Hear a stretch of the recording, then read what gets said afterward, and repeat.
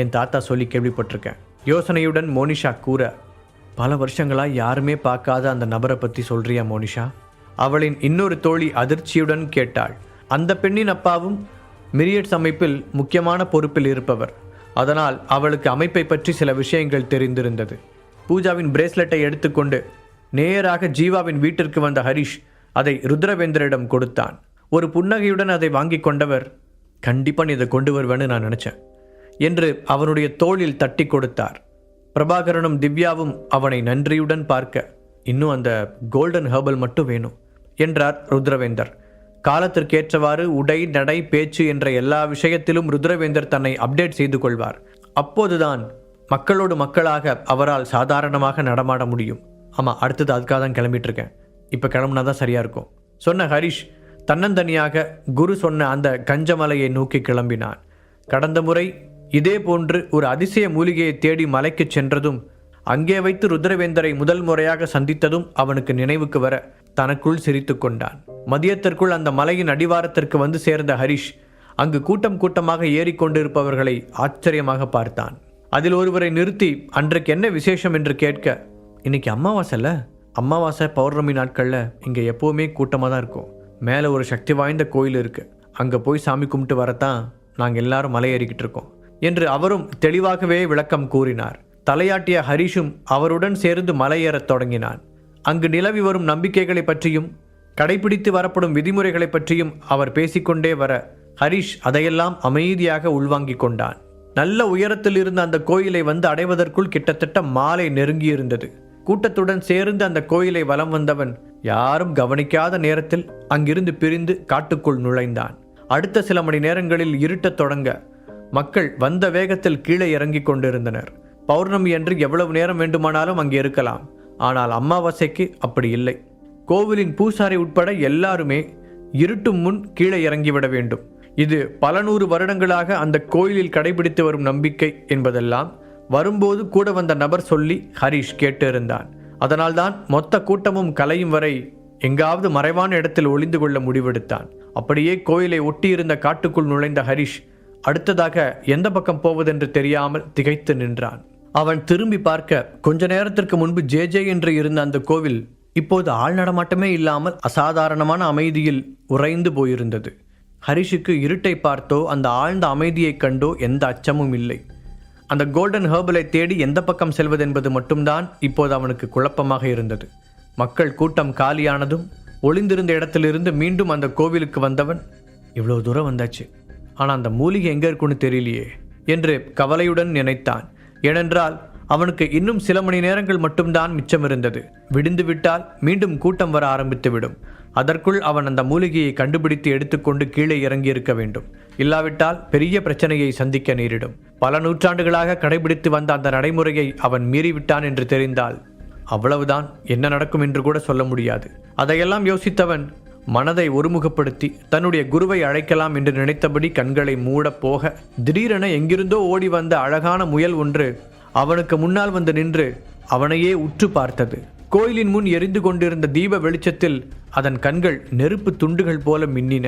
ஒரு முயல் அசையாமல் நின்று அப்படி பார்ப்பது அவனுக்கு வித்தியாசமாக தெரிந்தது. அதற்குள் அந்த முயல் திரும்பவும் காட்டுக்குள் ஓட ஆரம்பித்தது.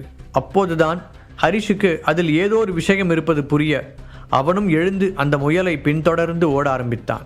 ஒரு சில ஹெர்பல் மெடிசன்களை எடுத்துக்கொண்டதால் இருட்டிலும் அவனுக்கு கண்கள் ஓரளவுக்கு தெரியும் என்பதால் அந்த முயல் ஓடும் திசையை கணித்து அதன் பின்னால் நிற்காமல் ஓடிக்கொண்டிருந்தான். ஒரு இடத்தில் மரத்தின் வேர்கள் தட்டிவிட ஓடி வந்த வேகத்தில் தடுமாறி கீழே விழுந்த ஹரிஷ் பேலன்ஸ் செய்ய முடியாமல் அதை ஒட்டியிருந்த பள்ளத்தில் உருள ஆரம்பித்தான்.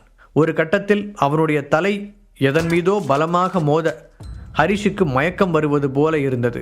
அப்படியே உருண்டு கொண்டே வந்தவன் கடைசியாக ஒரு பெரிய ஆழமான பள்ளத்தில் விழுந்துவிட அந்த கடைசி நொடியில் கூட வீட்டில் கண்மூடி படுத்திருந்த ஜீவாவின் நினைவு வந்தது. என்னை மன்னிச்சிரு ஜீவா என்று சொன்னபடியேதான் மயங்கி போனான் ஹரிஷ். ஜீவாவின் அறையில் கண்களை மூடி ஆழ்ந்த தியானத்தில் அமர்ந்திருந்த ருத்ரவேந்தர் படக்கென்று கண்களை திறந்தார். அவர் முகத்தில் ஒரு வினோதமான உணர்வு தோன்றி மறைந்தது. அதே நேரத்தில் மயங்கி கிடந்த ஹரிஷின் மூக்கு வித்தியாசமாக ஏதோ ஒன்றை உணர மெதுவாக கண்களை திறந்தவன் அப்படியே அதிர்ந்து போனான். பக்கவாட்டில் திரும்பியிருந்த அவனுடைய முகத்திற்கு நேராக ஒரு பெரிய பாம்பு படம் எடுத்து நிற்க ஹரிஷ் அசையக்கூட முடியாமல் அப்படியே படுத்திருந்தான். அந்த பாம்பு அவனை உக்கிரமாக முறைத்து கொண்டிருப்பது போல தோன்ற ஹரிஷ் அதை பார்த்து தன்னையும் மீறி கையெடுத்து கும்பிட்டான். இங்கே பாரு, நான் என் நண்பனை காப்பாற்றுறதுக்காக தான் இங்கே வந்தேன். அதுக்கு எனக்கு இந்த மலையில் இருக்கிற ஒரு மூலிகை வேணும். எனக்கு நேரம் வேற ரொம்ப குறைவாக தான் இருக்குது. தயவு செஞ்சு என்னை டிஸ்டர்ப் பண்ணாமல் போயிடு என்று ஹரிஷ் முணுமுணுக்க அந்த பாம்பு அப்போதும் அப்படியே தான் நின்று கொண்டு இருந்தது. என்ன செய்வதென்று புரியாமல் சில நிமிடம் யோசித்த ஹரிஷ் திடீரென்று ஏதோ ஒரு ஸ்பார்க் வந்தவனாக, சத்தியமாக நான் என் ஃப்ரெண்டுக்காக தான் இங்கே வந்தேன். அவனோட உயிரை காப்பாற்றுறதுக்காக மட்டும்தான் இதை எடுத்துகிட்டு போகிறேன். எனக்கு வேறு எந்த தப்பான எண்ணமும் இல்லை. இதை வச்சு கண்டிப்பாக நான் பிஸ்னஸ் எதுவும் பண்ண மாட்டேன். என்னோட நண்பன் எனக்காக தான் அடிபட்டு உயிருக்கு போராடிட்டு இருக்கான். இப்போ மட்டும் அவனை காப்பாற்ற முடியலன்னா காலம் ஃபுல்லாக அந்த குற்ற உணர்ச்சியிலேயே நான் செத்துருவேன். ப்ளீஸ் என்று ஏதோ சொந்தக்காரரிடம் கேட்பது போல அந்த பாம்பிடம் பேசிக்கொண்டிருந்தான் ஹரிஷ். இது போன்ற அதிசய காடுகளில் இருக்கும் உயிரினங்கள் எல்லாம் வெறும் விலங்குகளாக மட்டும் இருக்க வேண்டிய அவசியம் இல்லை. தெய்வ சக்தி உள்ள அந்த இடங்களில் அவரை போன்ற சித்தர்கள் மாறு வேடத்தில் உலா வருவார்கள் என்று சேனாபதி சொல்லி ஹரிஷ் கேள்விப்பட்டிருந்தார். அதனால்தான் அந்த முயலை பின்தொடர்ந்து வந்தான். இப்போது தனக்கு மிக நெருக்கமாக இருந்த அந்த பாம்பை பார்த்தபோதும் அவனுக்கு அது சாதாரணமான பாம்பாக தோன்றவில்லை. அந்த மூலிகைகளை பாதுகாக்க நினைக்கும் ஏதோ ஒரு சித்தர் தான் மக்களை பயமுறுத்துவதற்காக அப்படி பாம்பு வேடத்தில் இருக்க வேண்டும் என்பதை புரிந்து கொண்டான். ஹரிஷின் இதயம் ரொம்ப பலமாக இருந்தது. இல்லையென்றால் கண் விழித்தவுடன் அவ்வளவு பக்கத்தில் பாம்பை பார்த்தவர்கள் யாராக இருந்தாலும் இந்நேரம் ஹார்ட் அட்டாக் வந்து இலவசமாகவே பரலோகத்திற்கு டிக்கெட் வாங்கியிருப்பார்கள். ஆனால் எதையும் தாங்கும் இதயம் கொண்ட ஹரிஷ் அந்த பாம்பை பார்த்து பயப்படாமல் அதனுடன் பேச்சுவார்த்தை நடத்தி கொண்டிருந்தான். அதுவரை பக்கத்தில் நின்று கொண்டிருந்த பாம்பு அவனுடைய கடைசி வார்த்தைகளை கேட்டு ஏதோ ஒரு முடிவுக்கு வந்தது போல அவனுடைய உடலின் மேல் ஏறத் தொடங்க ஹரிஷ் மூச்சு விடக்கூட மறந்து அதிர்ச்சியுடன் அந்த பாம்பையே பார்த்து கொண்டிருந்தான். இப்போ நான் என்ன தப்பாக சொல்லிட்டேன்? உண்மைதானே சொன்னேன்? அப்படின்னா இந்த பாம்பு கூட என்ன நம்பலையா? திகிலுடன் அதையே அவன் பார்த்து கொண்டிருக்க அந்த பாம்பு அவன் மீது ஊர்ந்து சாவகாசமாக மறுபக்கம் சென்றது. அதன் பிறகு நிற்காமல் சரசரவென்று ஒரு புதருக்குள் சென்று மறைய அவ்வளவு நேரம் அடக்கி வைத்திருந்த மூச்சை ஒரு வழியாக வெளியிட்டான் ஹரிஷ். அப்படியே மெதுவாக எழுந்து உட்கார்ந்தவன் திடீரென்றுதான் அந்த வித்தியாசத்தை உணர்ந்தான். ஆமாம், இன்னைக்கு அமாவாசை தானே, அப்புறம் எப்படி அந்த பாம்பு இவ்வளோ நல்லா என்னோட கண்ணுக்கு தெரிஞ்சது நினைத்தவன் வேகமாக தன்னை சுற்றி பார்க்க அங்கு தெரிந்த காட்சியில் அப்படியே உறைந்து போனான் ஹரிஷ். அந்த இடத்தை சுற்றி அப்படியே பொன் நிறத்தில் ஒளி தெரிய அவனுடைய கை கெட்டும் தூரத்தில் ஒரு கோல்டன் ஹெர்பல் செடி இருந்தது. அதை மறைத்துதான் அந்த பாம்பு குறுக்கே நின்றிருந்தது. அந்த ஒரு தாவரத்தின் வெளிச்சம் அந்த பெரிய பள்ளம் மொத்தத்தையும் தகதகவன மின்னச் செய்தது. குரு சொன்ன மூலிகை செடி அதுவாகத்தான் இருக்கும் என்று கண்டுபிடித்த ஹரிஷ் அதன் இலைகளை கிள்ளி ஒரு சின்ன பெட்டியில் போட்டு பத்திரப்படுத்தி கொண்டான். இனி எப்படியும் நண்பனின் உயிரை காப்பாற்றி விடலாம் என்ற நம்பிக்கை அவனுக்கு பிறந்தது. அந்த நம்பிக்கையுடன் அண்ணாந்து பார்த்தவனுக்கு அவனுக்கு மேல் தெரிந்த 50 அடி உயரம் பெரிய விஷயமாக தோன்றவில்லை. அந்த பள்ளத்தை ஒரு முறை கவனித்தவன் செடிகள் அதிகமாக வளர்ந்திருந்த ஒரு பக்கத்தை தேர்ந்தெடுத்து அதை பிடித்தபடி கவனமாகவும் வேகமாகவும் மேலே ஏறத் தொடங்கினான். வந்த வேலை முடிந்த நிம்மதியில் இருந்ததால் அவனுடைய மனம் அமைதியாக இருக்க ஒரு சில இடங்களில் சறுக்கினாலும் நினைத்ததை விட சீக்கிரமாகவே மேலே வந்திருந்தான். அதன் பிறகு கொஞ்ச நேரம் கூட தாமதிக்காத ஹரிஷ் தான் வந்த பாதையை தேடி கண்டுபிடித்து மலையிலிருந்து கீழே இறங்கப் போக தூரத்திலிருந்து அவன் போவதையே பார்த்து கொண்டிருந்தது அந்த முயல்.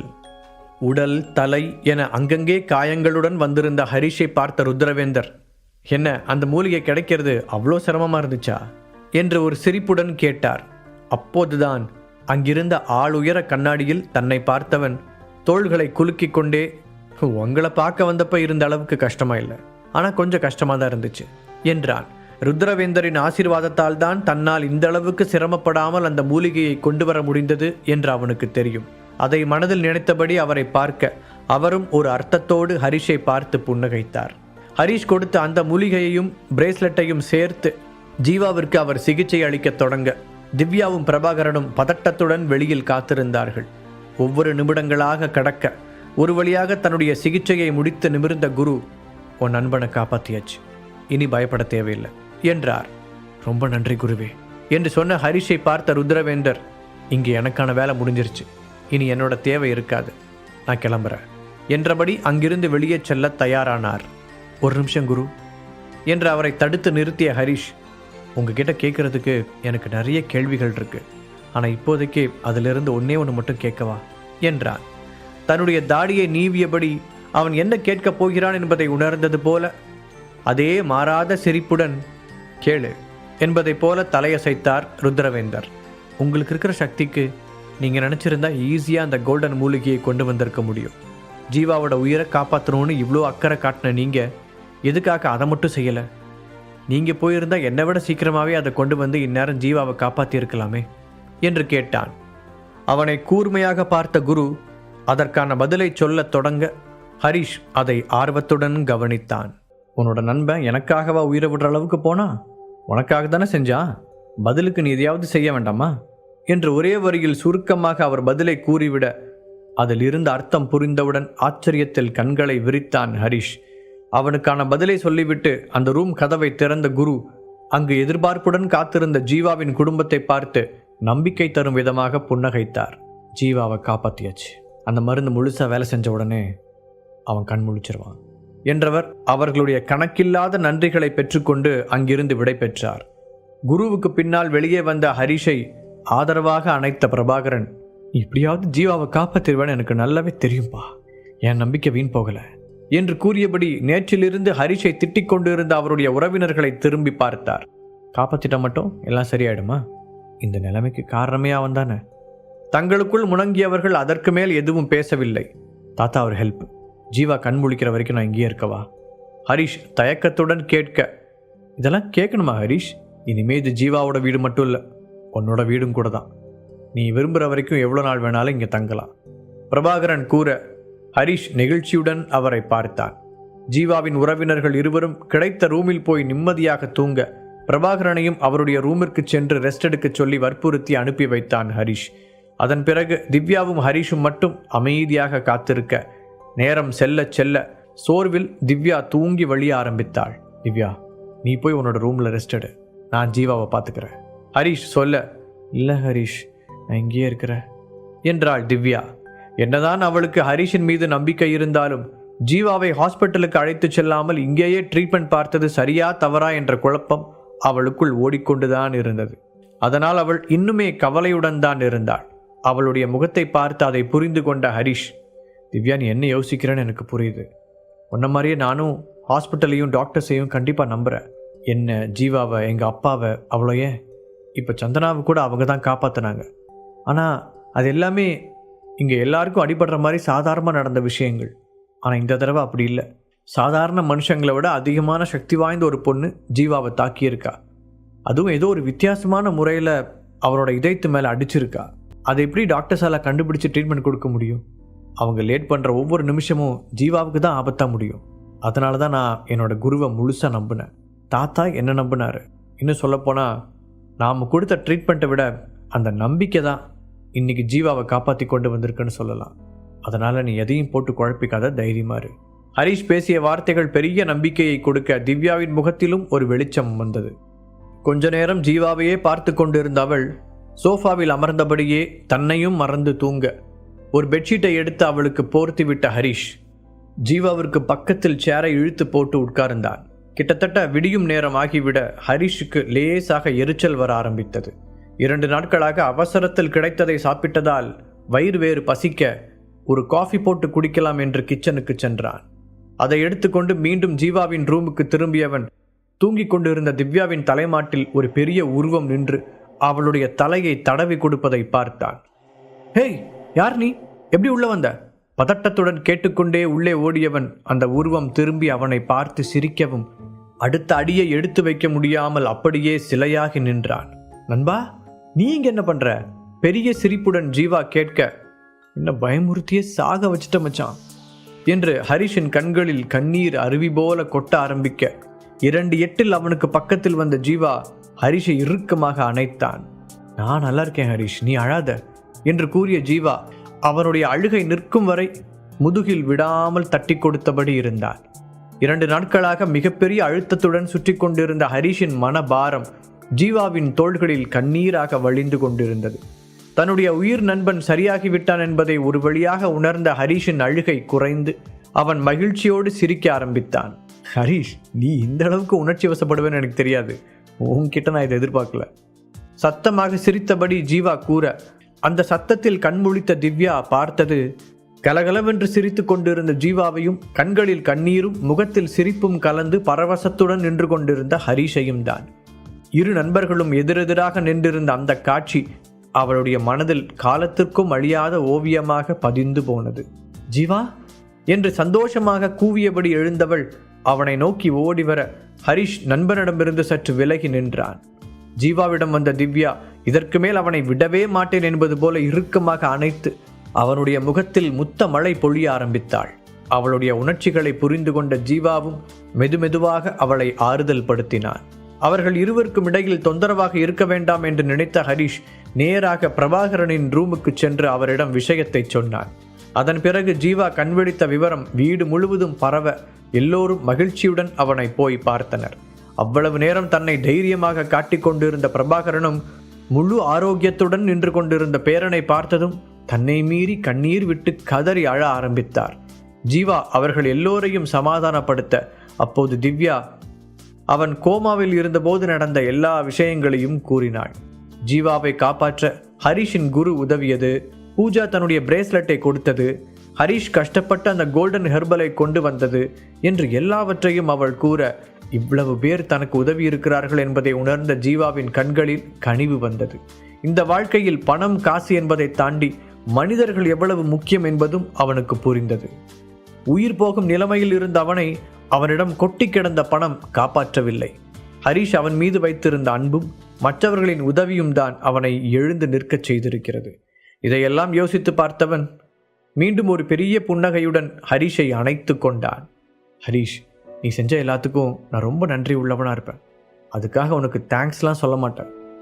ஜீவா சொல்ல, அதெல்லாம் யாருக்கு வேணும்?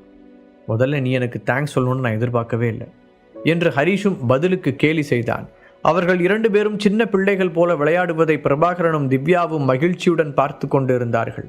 ஆனால் ஜீவாவின் உறவினர்கள் முகம்தான் அதை பார்த்து இஞ்சி தின்ன குரங்கு போல மாறியது. காலையில் கிளம்ப தயாரான ஹரிஷை திவ்யா வற்புறுத்தி சாப்பிட அமர வைத்தாள். அப்போதுதான் அவனுக்கும் உண்மையான பசி தெரிய திவ்யா பார்த்து பார்த்து சமைத்த அத்தனையையும் சந்தோஷத்துடன் சாப்பிட ஆரம்பித்தான். அப்போது அவனுடைய போன் அடிக்க காலர் ஐடியில் கயல்விழியின் பெயர் வந்தது. போனை எடுத்து காதில் வைத்தவன், என்ன ஏசிபி மேடம், இவ்வளோ காலையிலேயே கால் பண்ணியிருக்கீங்க, நீங்கள் டியூட்டி இல்லையா என்று கிண்டலாக கேட்டான். ஜீவா உயிர் பிழைத்ததால் அவன் நல்ல மனநிலையில் இருந்தான். என்ன பண்ணுறது ஹரிஷ், நமக்கு ஒன்று தேவைன்னா காலையிலேயே கூப்பிட்டு தானே ஆகணும். உனக்கு என்னெல்லாம் ஞாபகம் இருக்கா? நான் உங்ககிட்ட ஒரு விஷயம் கேட்டு ரொம்ப நாள் ஆச்சு. அது என்னன்னாவது ஐடியா இருக்கா? கேட்ட கயல்விழியின் குரலில் லேசான கடுப்பு தெரிந்தது. ஓ மேடம், பவர்ஃபுல்லுக்காக என்னை கூப்பிட்டுருக்கீங்களா? ஓகே ஓகே, நான் கூட ஏதோ என் மேலே இருக்கிற அக்கறையில் தான் கால் பண்ணிட்டியோன்னு நினச்சிட்டேன். ஹரிஷ் நேரடியாக விஷயத்திற்கு வர, அதை எப்படி கண்டுபிடிச்ச? அப்போ உனக்கு ஞாபகம் இருக்கு அப்படித்தானே என்று கொஞ்சம் கோபமாக ஆரம்பித்தவள் திடீரென அப்படியே குரலை தனித்து கெஞ்சுவது போல பேசத் தொடங்கினாள். ப்ளீஸ் ஹரிஷ், உங்ககிட்ட எக்ஸ்ட்ரா ஹெர்பல் டேப்லெட்ஸ் இருக்கா? எனக்கு இப்போ அது கண்டிப்பாக வேணும். நீ எங்கே வர சொல்கிறியோ அங்கே வந்து உன்னை மீட் பண்ணுறேன். எனக்காக இந்த ஒரு தடவை ஹெல்ப் பண்ணு என்று முடிந்தவரை பணிவாக கேட்டாள். ஹரிஷ் யோசனையில் முகத்தை சுளித்தான். இப்போது ஒரு பவர் டேப்லெட்டை தயாரிப்பது அவனுக்கு ரொம்பவே ஈஸிதான் என்றாலும் அதை சுண்டல் போல எல்லாருக்கும் தூக்கி கொடுக்க அவனுக்கு விருப்பமில்லை. என்னதான் கயல்விழி அவனுக்கு தோழியாக இருந்தாலும் அதை அவள் மட்டுமே பயன்படுத்துவாள் என்று அவனுக்கு உறுதியாக தெரியவில்லை. அம்மா, நீ எதுக்கு இவ்வளோ டேப்லெட்ஸ் கேட்குற? நீ யாராவது ராட்சசனை தூக்கி போட்டு அடிக்க போறியா? ஹரிஷ் ஆச்சரியத்துடன் கேட்க, அப்படிலாம் ஒன்றும் இல்லை, என்னோட மென்டர் கிட்ட தான் கேட்டேன். ஆனால் இந்த 3 வருஷத்தில் அவங்களால எனக்கு எந்த முன்னேற்றமும் கிடைக்கல என்று கயல்விழி வெளிப்படையாக பதில் சொன்னாள். அதனால தான் ஹரிஷ் உங்ககிட்ட கேட்டேன். உங்ககிட்ட எக்ஸ்ட்ரா பில்ஸ் இருந்தா அது எனக்கு கொடுக்கலாமே. நான் அடுத்த லெவலுக்கு போகிறதுக்கு நீ ஹெல்ப் பண்ணா நான் உனக்கு ரொம்ப நன்றி உள்ளவளாக இருப்பேன். கயல்விழி மீண்டும் கேட்க ஹரிஷ் இப்போதும் அவளுக்கு சம்மதமாக பதில் சொல்லவில்லை. ஏனென்றால் கயல்விழி யூனியன் அமைப்பில் இருப்பவள் என்று ஏற்கனவே அவள் சொல்லி ஹரிஷ் கேள்விப்பட்டிருந்தார். அங்கிருப்பவர்கள் தன்னை எதிரியாக நினைப்பதுடன் ஜீவாவையும் தாக்கியதால் அவர்கள் மேல் கோபத்தில் இருந்தான் ஹரிஷ். அதனால்தான் கயல்விழிக்கு உதவி செய்வதற்கு அவன் தயங்கினான். ஒரு நிமிஷம் கயல், நீ யூனியன் அமைப்பை சேர்ந்தவன் எனக்கு ஞாபகம் இருக்கு.